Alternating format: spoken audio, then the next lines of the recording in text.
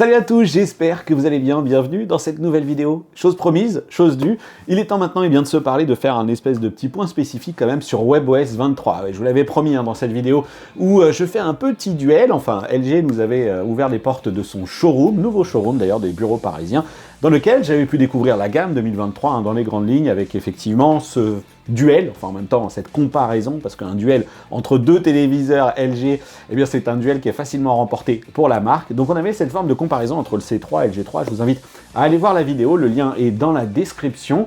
Une vidéo qui vous a forcément fait réagir, qui m'a fait réagir aussi avec cette technologie MLA qui change pas mal de choses et qui risque de donner lieu à des comparatifs et des véritables duels cette fois-ci avec d'autres marques assez intéressants en 2023. Ce dont on va se parler maintenant ici, effectivement, je vous l'avais dit, c'est ce fameux système d'exploitation qui va être mis à jour, cette version de WebOS 23 pour laquelle j'avais annoncé que je ferais une vidéo dédié, et oui, parce que autant je sais taper fort à ma manière et avec ma portée, j'ai envie de dire, et vous, l'audience que vous êtes à mon niveau, tout simplement, lorsqu'il y a quelque chose qui ne me convient pas, et ceux qui m'ont suivi sur les tests des C2 et des G2, je ne me suis pas privé, et pour Tizen OS aussi, qui en a pris pour son grade avec ses lenteurs, qui visiblement vont être corrigées aussi en 2023, là aussi, affaire à suivre.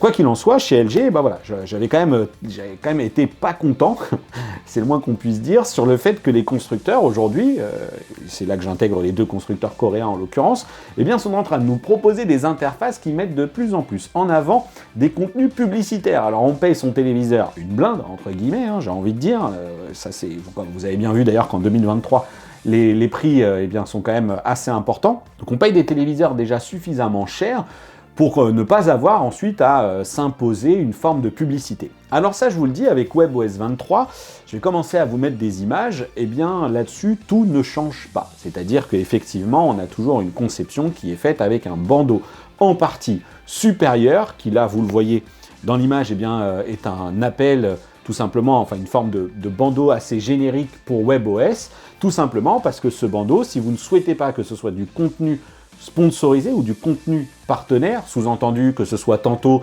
l'offre Apple TV+, qui est mise en avant, tantôt l'offre Disney+, ou ce genre de propositions qu'on peut avoir, du Prime Video, sans doute même du Netflix, etc.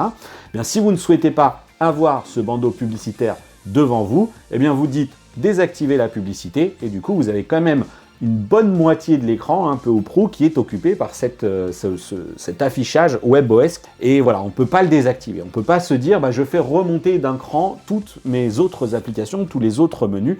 Et ça, c'est quand même bien dommage. Je vous invite à réagir. Qu'est-ce que vous en pensez d'avoir ces trucs-là? Est-ce que finalement, c'est plutôt intéressant parce que vous êtes du genre à grappiller des contenus comme on va grappiller des playlists qui nous sont suggérées par Spotify, YouTube Music, etc. Ou est-ce qu'au contraire, vous êtes entre guillemets un peu comme moi et que non, vous voulez avoir certes des suggestions de contenu, mais en tout cas de la mise en avant prioritaire de tous les contenus que vous avez d'ores et déjà commencé à consommer. Parce que je le rappelle, et ça ne change pas non plus, par le passé, sur WebOS, on avait ce bandeau d'applications et lorsqu'on était dessus, par exemple, lorsqu'on avait l'icône de Netflix, on se déplaçait dessus, on avait un deuxième niveau d'icône qui apparaissait et là, on avait la possibilité de reprendre des contenus du dernier compte connecté. Essentiel, et puis ensuite on avait les formes de contenu suggérés, là encore par les applications elles-mêmes. Alors dans sa construction, on voit bien que ce système d'exploitation, il a ce bandeau en haut, et juste en dessous, il y a ces fameuses quick cards. Je vais y revenir tout de suite. Et en dessous encore, on a les icônes des applications, et encore en dessous, là, on défile un petit peu dans les différentes arborescences du téléviseur, et on se retrouve sur les différentes recommandations, etc. Et là, attention, parce qu'il va falloir attendre les tests, encore une fois, puisque je n'avais pas la main sur ce qui avait été consommé par LG, mais en 2022, C2 et G2, j'avais relevé le fait que, oui, on peut se créer des comptes, on peut associer des comptes, très facilement d'ailleurs avec son smartphone au téléviseur, et celui-ci est censé nous suggérer des contenus que l'on a consommés. Sauf que dans cet espace de suggestions et de recommandations, on a des retours, on a de la mise en avant des contenus de YouTube TV, Rakuten TV, Prime Video, Apple TV+, etc. Et en fait, ce qui était affiché à l'écran, c'est même pas des choses qui étaient dans le prolongement de mes consommations à moi, des contenus que j'avais pu même commencer à regarder ou des suggestions qui pouvaient me plaire. Il y avait des choses, c'était un peu mélangé, c'était pas ultra efficace. Donc là-dessus, j'attends de voir comment ça va se passer. Mais pour cela, on y reviendra plutôt au moment des tests. Et ces Quick Cards, elles sont au nombre de 6, en tout cas pour l'instant, et il s'agit, eh bien, comme le nom l'indique, d'une forme de carte d'accès rapide à des fonctions ou des mini-portails. C'est un peu comme ça que je vais le qualifier. La première d'entre elles, eh bien, c'est Live TV, hein, celle qui est tout à gauche, qui va vous donner tout simplement, par exemple, l'accès à la TNT. Et elle est suivie, eh bien, juste à côté, d'une Quick Card plutôt dédiée au télétravail, donc Home Office. Et donc ça, eh bien, effectivement, c'est la possibilité d'accéder à certaines applications directement depuis le téléviseur, des applications bureautiques. Sous-entendu, évidemment, on sait, hein, c'est quelque chose qui est arrivé. Sony, par exemple, propose des webcams sur ses téléviseurs pour faire des appels via Duo. Certains constructeurs proposent de brancher aussi une webcam en USB sur son téléviseur. J'avoue ne jamais avoir essayé sur WebOS, mais si ça se trouve, c'est possible. Sur cette partie LG, on va retrouver, eh bien, Gmail, par exemple, Google Drive, l'accès à Google Doc aussi. Alors vous allez me dire quel intérêt d'utiliser cela, alors que je pourrais très bien soit utiliser des fonctions de diffusion sans fil, ou alors connecter mon PC portable en HDMI au téléviseur et puis avoir une réplication tout simplement de l'écran. Bon là, l'intérêt, en tout cas celui qui est mis en avant par LG, eh bien c'est grosso modo la facilité d'accès dans le sens où les applis sont intégrées dans le téléviseur et une fois que vous êtes dans cette interface, LG est même allé jusqu'à rajouter une petite icône en haut à droite qui va vous permettre de connecter directement clavier et souris sans fil, en Bluetooth par exemple, sans avoir à ressortir de là, retourner dans les paramètres, etc. Vous avez un accès direct à cela, et sachez également en plus que l'un des avantages pour le coup de cette interface LG et plus précisément de cette Magic Remote, eh bien c'est que la télécommande, historiquement, c'est cette télécommande avec ce pointeur gyroscopique, eh bien vous permet de vous déplacer dans les différents menus, y compris navigateur, internet, etc. Alors c'est pas complètement nouveau, hein, ce genre d'interface, d'application directement intégrée dans les téléviseurs. Samsung propose cela, et puis LG aussi l'année dernière nous avait déjà montré sur les séries C, les séries G qu'on pouvait déjà brancher un adaptateur pour un clavier souris sans fil USB directement au téléviseur qui devenait en fait une forme de moniteur sur lequel on pouvait aller ouvrir un navigateur, internet par exemple, mais aussi pourquoi pas jouer directement au service de cloud gaming puisque du coup on avait par exemple GeForce Now, mais ça je vais y revenir, et puis encore une fois c'est concurrencé par Samsung qui lui aussi propose ce type de solution. Donc ça c'était la partie télétravail. Et est mise en avant aussi, donc comme je le disais, c'était pas nouveau, mais c'est quand même mieux mis en avant, et mis en avant aussi, eh bien ce fameux tableau de bord. Alors moi je l'utilise très peu, hein, quand j'ai les téléviseurs de chez LG, on va dire j'y vais même presque jamais, juste voilà le temps de voir si ça a évolué, et pour le coup là il évolue plutôt pas mal avec des choses qui sont quand même intéressantes, c'est qu'on va retrouver dans ce tableau de bord, eh bien cette première vignette dans la partie gauche, qui tout simplement vous affiche la lecture d'une source en cours. En l'occurrence, là c'était de la TNT, donc on voit qu'il y a son programme qui défile, et puis on a ces différents appareils qui sont identifiés par le TV. Et la bonne nouvelle cette année, le truc que je trouve un peu intéressant, c'est que vous l'avez peut-être suivi, cette annonce, les téléviseurs LG de 2023, uniquement, sont désormais compatibles avec Matter, ce qui permet en fait tout simplement de piloter plus facilement les objets connectés qui sont eux aussi compatibles avec cette norme. Et la démonstration qu'on a eue, elle était intéressante parce que on voit bien que au moment où le chef produit, donc Jérémy en l'occurrence, pilote l'ampoule connectée, la réactivité est vraiment très très bonne, et surtout on a une interface qui permet de faire varier l'intensité lumineuse, de faire varier la colorimétrie, etc. Donc là encore, vous allez me dire, ok, mais quel intérêt, dans la mesure où si j'ai une enceinte connectée à la maison, je peux déjà le faire, je peux déjà demander à mon assistant, allume telle lumière, change la couleur en telle lumière, lumière à tant de pourcents. Mais quitte à faire en sorte d'implémenter la compatibilité Matter dans le souhait de faire du téléviseur, le produit du salon, une sorte de hub connecté à toute sa maison, autant soigner tout simplement l'intégration application.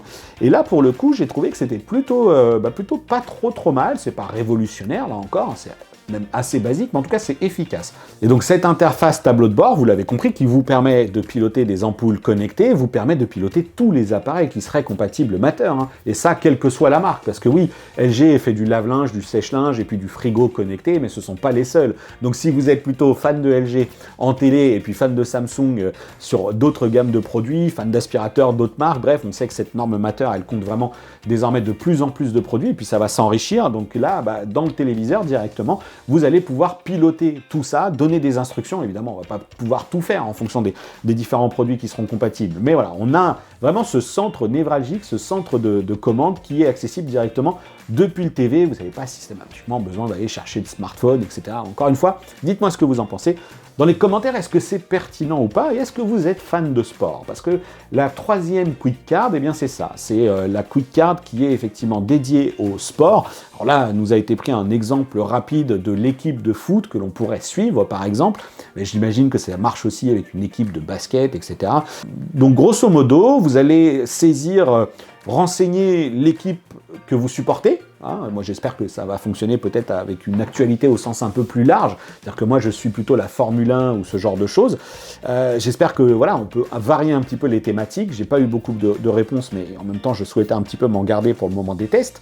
Mais voilà, on a une quick card sport, et pour en revenir à l'usage un petit peu foot, on dit, bah voilà, par exemple, je suis fan de telle équipe, je ne veux pas créer de Discord dans les commentaires, donc je vous laisse choisir.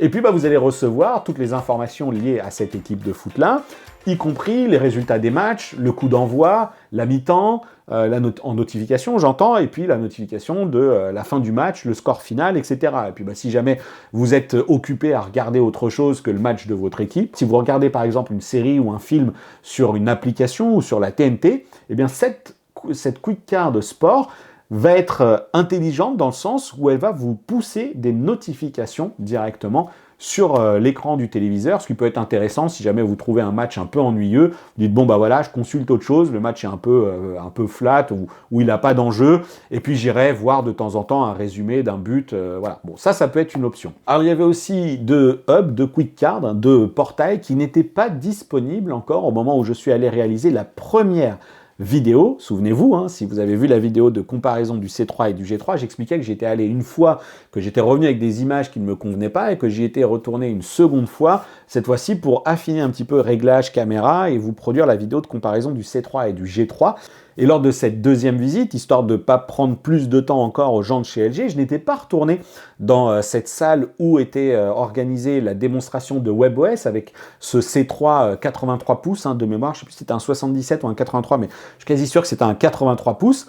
Et en fait, eh bien, comme je le disais dans l'autre vidéo, le téléviseur avait été mis à jour dans cette version du firmware 3.10.19 qui améliore les choses, et vous irez voir ça dans l'autre vidéo, du côté de la qualité de l'image. Et là encore, la vidéo de Vincent Teo aussi de HDTV Test qui a levé le loup sur cette technologie d'assombrissement de l'image qui est désormais annulée grâce à cette mise à jour du firmware. Et bien, la mise à jour du firmware apporte aussi l'accès, cette fois-ci, le déblocage, la mise en ligne de ces quick cards jeux et musique. Bon, il n'y a pas de quoi s'emballer, encore une fois, ce sont juste des accès directs à un univers, un portail dédié aux jeux, avec les services de cloud gaming, donc du GeForce Now, qui, je le rappelle quand même, cette année, enfin, ça a été des annonces qui ont été faites au moment du CES de Las Vegas, eh bien, on passe sur de la 4K à 60, pour tous les abonnés, notamment du service Ultime. Donc une belle montée aussi en qualité d'image et une expérience gaming qui devra en profiter, sachant qu'en plus cette année, les téléviseurs sont compatibles Wi-Fi 6E et qu'on le sait, ces services de cloud gaming peuvent être gourmands en matière de ressources, mais c'est là aussi qu'on va retrouver YouTube Music, qu'on va retrouver Amazon Luna, c'est là qu'on va retrouver les accès à Twitch, on va retrouver l'accès plus facilité aussi à la connexion de son périphérique Bluetooth, en l'occurrence sa manette par exemple. Donc voilà, donc là-dessus, sur la partie jeu, c'est typiquement les applications qu'il faut prévoir. Et sur la partie musique, cette fois-ci, eh bien, ça va être l'accès direct à YouTube Music, Spotify, Apple Music, etc. Donc ça va être deux portails qui vont être dédiés à la consommation de ces contenus. Donc voilà, je regrette de ne pas avoir été mettre le nez à nouveau sur le téléviseur, mais en même temps, on m'avait pas dit que cette version 3.10.19 apportait l'activation de ces deux dernières quick cards. Donc du coup, encore de petits doutes sur ce que ça comprend vraiment. Alors si ça se trouve, c'est vachement bien avec une interface musique qui affiche les pochettes, des trucs un peu sympa. Bon, faudra attendre les tests. Voilà, en tout cas, vous savez que le fonctionnement, c'est celui-ci. L'accès directement à des raccourcis, à des mini-portails, des hubs, appelez-les comme vous voulez, et dites-moi ce que vous en pensez. Ce qui est sûr, c'est que moi, encore une fois, lorsque je vais recevoir le téléviseur, on est sur des produits connectés, des produits intelligents, entre guillemets, des produits 2023 avec des capacités techniques côté processeur, etc. et logiciels qui me donnent envie de personnalisation. Et donc du coup, si je ne suis pas intéressé par ces quick cards, eh bien je veux pouvoir les descendre plus bas dans l'arborescent. Je veux pouvoir avoir accès dès la partie haute, eh bien pourquoi pas au raccourci de mes applications, ou pourquoi pas à des suggestions de mes contenus ou la reprise de mes contenus plutôt que d'avoir besoin de défiler, etc. Et ça, je pense que ça va pas être possible. Et ça, je pense que ça va m'agacer encore. Et je pense que je taperai encore une fois parce que, ok, c'est très bien, vous avez des idées, mais donnez-nous le choix de personnaliser nos téléviseurs. Allez, je vais commencer à m'énerver à nouveau. C'est pas la peine et on va plutôt se parler de choses un peu joyeuses. Ça se trouve, en plus, on aura une bonne nouvelle, un truc un peu sympa. En tout cas, de toute façon, cette évolution est intéressante. Et là où je peux dire que c'est quand même bien fichu, eh bien, c'est sur l'accès aux paramètres. Alors, ça a toujours été le cas. Chez LG, on presse la touche de paramètres, puis on a le menu qui s'ouvre, contrairement à Samsung, hein, qui n'avait pas été très tendre avec Tizen OS, qui nous oblige à faire N manipulations pour changer de source, accéder aux paramètres. Enfin, moi, je trouvais que ça avait plus de sens. En plus, c'était lent. Vous irez voir le test du QN95A. QN95B, pardon, si vous le souhaitez, le lien est dans la description. Voilà, j'étais pas très content. Quoi qu'il en soit, l'accès aux paramètres chez LG, c'est rapide, avec une nouvelle interface qui est plutôt sympa, qui se rapproche un peu de ce qui existe sur smartphone. D'ailleurs, petite parenthèse sur le menu notification, vous avez vu s'afficher. En fait, quand le téléviseur va avoir quelque chose à vous dire, ne serait-ce que par exemple lorsqu'il va se mettre à jour, ou une notification à partager avec vous, et bien ce menu notification, forme de menu déroulant désormais. Et l'interface des paramètres, là aussi, est intéressante parce que graphiquement, c'est plus sympa. Déjà, avec ces menus un peu arrondis que vous avez peut-être déjà identifiés lors de la publication de la vidéo de comparaison du C3 et du G3, et surtout, en fait, on presse sur paramètres, on n'a plus besoin, par exemple, d'aller sur le menu qualité image pour voir comment le téléviseur est réglé, on l'a directement. On a le côté mode d'image qui s'affiche, on a aussi, pourquoi pas, le mode audio qui est renseigné, la sortie audio qui est sélectionnée, est-ce que l'on a activé ou désactivé la technologie de maintenance de la dalle, hein, là encore, surtout les fonctions de balayage après certaines heures d'utilisation, il ne faut pas les désactiver parce que c'est ce qui permet au téléviseur d'éviter le phénomène de marquage, etc.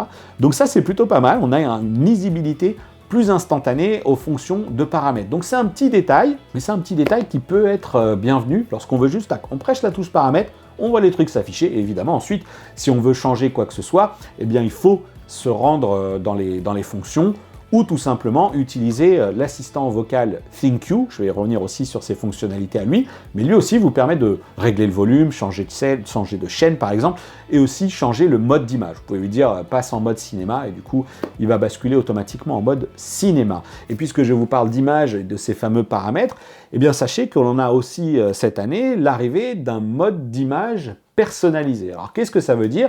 Là encore, c'est pas nouveau, et j'ai beau réfléchir, j'arrive pas à retrouver qui proposait ce truc-là. Je me demande même si c'est pas iSense, parce que j'ai regardé, j'ai un Panasonic là, ou si c'est Sony. Mais grosso modo, c'est une procédure qui va vous afficher différentes images sous différents menus, différents réglages.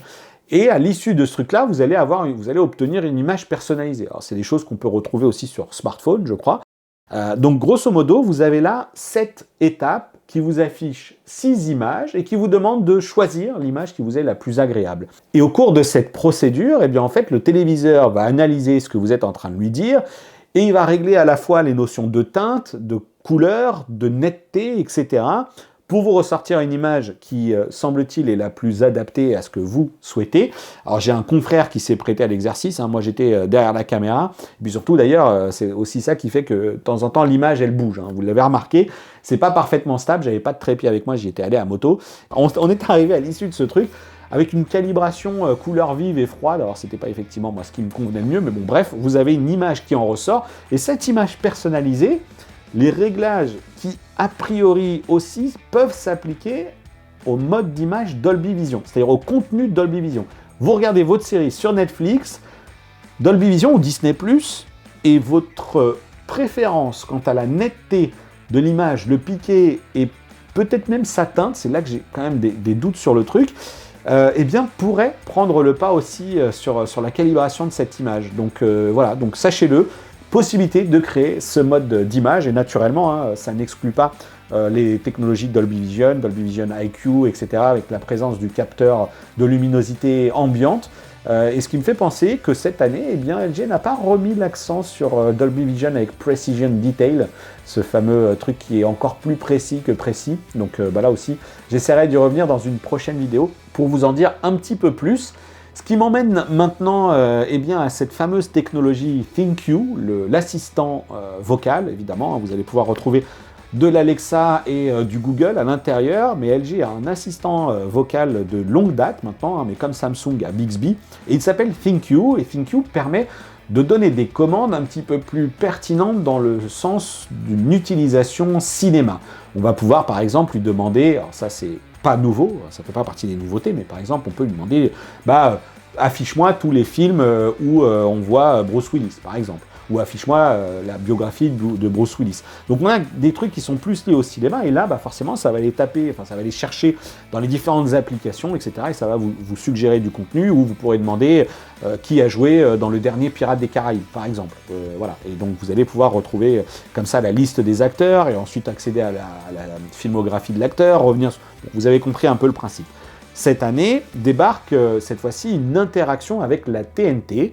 C'est ce qui nous a en tout cas été mis en avant. Vous êtes à la maison, vous regardez un programme, vous recevez un coup de fil et puis vous devez partir. Voilà, vous devez aller chez des amis, ou un programme vous intéresse à la télé et vous souhaitez lancer l'enregistrement. Et bien vous pouvez le faire à la voix. Vous pouvez lui dire démarre l'enregistrement du programme. Bien évidemment, il faut avoir branché au préalable une clé USB ou un disque dur externe. L'enregistrement va commencer et il va s'arrêter lorsque le guide des programmes va lui intimer l'ordre, va lui dire voilà, le programme est terminé, coupe l'enregistrement. Ça aussi, c'est rien de spectaculaire, mais c'est pratique. Vous pouvez aussi lui dire, vous regardez un programme télé, vous savez que vous allez vous endormir, puis vous lui dites, éteins la télé à la fin de ce programme. Ça, c'est pour tous ceux qui aiment s'endormir avec un fond de télé. Et là aussi, ça va éviter que le téléviseur reste allumé toute la nuit ou qu'il vous réveille en pleine nuit. Ça va s'arrêter, là encore, en fonction du guide des programmes, à la fin du programme. Tout ça, ce sont des manipulations qui sont réversibles, évidemment. Vous pouvez lancer et arrêter un programme, vous pouvez activer la mise en veille et l'interrompre également. Donc c'est intéressant. En revanche, il faut savoir, et ça je le regrette un petit peu, que c'est un tuner TNT, c'est un simple tuner TNT. Et donc si vous lancez l'enregistrement d'un programme, vous ne pouvez pas changer de chaîne. Et ça, c'est un peu dommage, c'est vrai que j'avais jamais trop fait attention à cela. Mais du coup, les fonctions d'enregistrement chez LG sont en simple tuner TNT. Donc vous enregistrez un programme, vous êtes obligé de le regarder. Le but pour moi d'enregistrer un truc, c'est d'en regarder un autre. Bon, voilà. Encore une fois, réagissez si vous le souhaitez. Et ce qui est un peu dommage, c'est que si cette fonctionnalité est intéressante, elle est intimement liée au guide des programmes et en fait, elle ne permet pas aux applications tierces et à WebOS de communiquer. Je m'explique. Vous pouvez certes ordonner l'enregistrement ou l'extinction à la fin d'un programme sur la TNT, mais vous ne pourrez pas le faire, par exemple, si vous regardez une série, un film sur Netflix, Disney+, Prime Video, Apple TV, qu'est-ce que j'oublie, Canal+, etc. En fait, toutes ces applications tierces ne sont pas câblées de la sorte à demander au téléviseur de s'éteindre. On oublie l'enregistrement sur ces applications, évidemment, pour des raisons évidentes de droit. Mais vous ne pourrez pas lui dire, à la fin de mon film, éteins la télé. Et ça, je trouve ça dommage, parce que, sans doute, dites-moi ce que vous en pensez, mais moi, je regarde très très peu la TNT. Par contre, je consomme beaucoup de contenu en streaming, et j'aimerais bien pouvoir faire en sorte que ça s'éteigne tout simplement à la fin d'un programme visionné depuis ces applications tierces, ou même, pourquoi pas, depuis une source externe. Vous regardez un Blu-ray, vous lancez le truc, vous souhaitez qu'à la fin du film, le téléviseur s'éteigne, et puis la platine, elle se débrouille, ça consomme toujours un peu moins, peut-être que là aussi il y aura des fonctionnalités de mise en veille, peut-être qu'elle s'éteindra seule, voilà. Mais il n'y a pas de... Voilà, pour moi, c'est une fonctionnalité intéressante, mais perfectible. Je suis sûr que vous avez un avis là-dessus. Et je suis sûr aussi que là où vous allez avoir un avis, et c'est là-dessus qu'on va conclure, c'est sur le fait qu'une nouvelle fois, LG fait de la mise à jour logicielle dédiée à ses modèles 2023. Pas de rétrocompatibilité. Et alors ça, je trouve que ça a de plus en plus de mal à passer et vous êtes nombreux à me le notifier aussi. Et c'est vrai que malheureusement, moi je suis complètement d'accord avec vous, je trouve ça franchement dommage. C'est juste que de mon point de vue, en fait, les constructeurs aujourd'hui sont tellement en mal d'innovation. Alors cette année chez LG, on a le MLA qui débarque, comme chez d'autres d'ailleurs, puisque cette technologie LG Display va débarquer chez d'autres constructeurs. Mais ils sont en mal d'innovation et du coup aujourd'hui le software devient un argument de vente commerciale. Et c'est franchement à se taper la tête parce qu'on se dit, quelqu'un qui achète un G2, qui achète un C2, qui consacre un budget, qui a quand même... Moi j'échange beaucoup avec vous sur Discord et je sais que vous raclez la soupière régulièrement, vous vous posez des questions. Pour beaucoup ça représente des budgets considérables, c'est pas une paille que d'acheter un téléviseur OLED par exemple, en tout cas pas pour tout le monde. Et de se dire, ok, finalement, année plus 1, je ne peux pas bénéficier de ces mises à jour et de ces fonctionnalités, c'est vrai qu'il y a de quoi quand même serrer les dents. Et la pilule a du mal à passer, et chez LG, c'est quelque chose, en tout cas le message est clair. Est-ce qu'il est assumé? Sans doute, hein. Est-ce que les équipes d'LG France, avec notre sensibilité aussi un petit peu plus écologique, la durée de vie des produits qu'on souhaite meilleure, voilà, on souhaite ne pas avoir à renouveler tous les ans son téléviseur, ou tous les 2 ans, ou même tous les 3-4 ans, hein, 5 ans et plus, c'est souhaitable, eh bien on se dit que c'est quand même dommage de ne pas être impacté par ces mises à jour de logiciels. Voilà, dites-moi ce que vous en pensez, là encore une fois. Je vous sollicite dans cette vidéo, et je vais vous solliciter une dernière fois, parce que oui, si cette vidéo vous a plu, vous savez quoi faire. Bien évidemment, puisque cette vidéo se termine, si ça vous a plu, eh bien le petit pouce qui va bien, qui motive, qui fait plaisir. N'hésitez pas à partager aussi cette vidéo si vous le souhaitez. Et je vais encore une fois vous inviter, si vous le souhaitez, là aussi, à apporter votre soutien à la chaîne. Le lien Litchi est dans la description. Ceux qui sont abonnés le savent. Une cagnotte a été ouverte à mon attention de la part d'abonnés, que je remercie encore une fois. Didier notamment, qui a remis une pièce dans la machine avec une nouvelle contribution dans cette dernière semaine là, hein. Mais encore une fois, sur la vidéo du C3 et G3, allez, je remets les noms ici des participants à cette cagnotte Litchi. Merci encore à vous, et surtout vous avez les super thanks si vous le souhaitez, etc. Et évidemment, c'est libre à vous, libre choix. En tout cas, vous pouvez vous exprimer dans l'espace commentaire. Vous pouvez nous retrouver aussi avec la communauté sur le groupe de discussion Discord. Le lien est dans la description. Et vous voyez s'afficher à côté de moi depuis tout à l'heure les réseaux sociaux pour qu'on puisse échanger également autour de toutes les annonces qui peuvent être faites. Voilà, vous êtes prévenus hein, donc sur cette nouvelle interface LG WebOS 2023, des évolutions intéressantes mais qui vont être bridées à cette version 2023 et cette gamme 2023 des téléviseurs, qu'elles soient OLED ou LCD et LCD mini LED. Allez, il ne me reste plus maintenant qu'à vous dire à bientôt pour une prochaine vidéo, et d'ici là, portez-vous bien, ciao.